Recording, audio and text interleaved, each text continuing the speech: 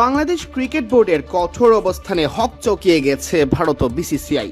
মুস্তাফিজুর রহমানকে আইপিএল থেকে বাদ দেওয়ার পর বিসিবির অনড়দশা দেখে নড়ে চড়ে বসে ভারত। সাথে সাথে প্রস্তাব দেয় মুস্তাফিজকে আইপিএলে ফেরত নেওয়া হবে এবং তার বিনিময়ে বাংলাদেশ ভারতের মাটিতে বিশ্বকাপ খেলতে যাবে কিনা। তবে সেই প্রস্তাব তুড়ি মেরে উড়িয়ে দিয়ে আরও একবার বিসিবি সাফ জানিয়ে দেয় কোনো মতেই ভারতে বিশ্বকাপ খেলবে না বাংলাদেশ। 9 কোটি 20 লাখ রুপিতে মুস্তাফিজকে মিনি নিলাম থেকে কিনে নেয় আইপিএলের 3 বারের চ্যাম্পিয়ন কলকাতা নাইট রাইডার্স। তবে অযাচিতভাবে বিসিসিআই কলকাতাকে নির্দেশ দেয় মুস্তাফিজকে দল থেকে বাদ দিতে হবে।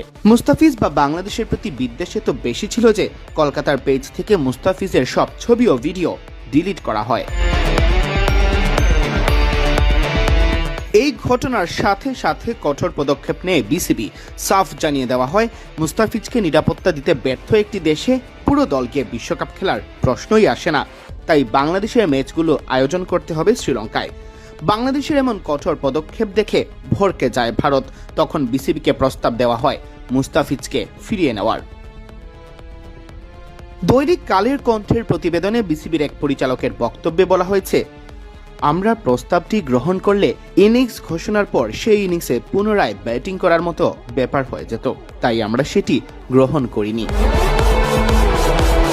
বিসিসিআইয়ের এই প্রস্তাব আসার আগেই অবশ্য বিসিবি জানিয়ে দিয়েছে নিজেদের কঠোর অবস্থান। তবে বিসিসিআই স্বভাবতই তা হজম করতে পারেনি, তাই মুস্তাফিজকে আইপিএল থেকে বাদ দেওয়ার পর আবারও ফিরিয়ে নেওয়ার এই প্রস্তাব জানায়। মুস্তাফিজ আইপিএলে না থাকায় অবশ্য এরই মাঝে ভারতীয় গণমাধ্যমে হাহুতা শুরু হয়ে গেছে, কারণ বাংলাদেশের এই তারকা আইপিএলে যাওয়া মানে বাংলাদেশের বিশাল জনগোষ্ঠীর সমর্থন পাওয়া, সাথে সম্প্রচারের লাভের অঙ্ক তো রয়েছেই। তবে হটকারী সিদ্ধান্তে এসব তো হাতছাড়া হলোই ভারতের, সাথে বিশ্বকাপ ভেন্যু হিসেবে গ্রহণযোগ্যতাও কমেছে। সিয়াম চৌধুরী, বিডি ক্রিক টাইম।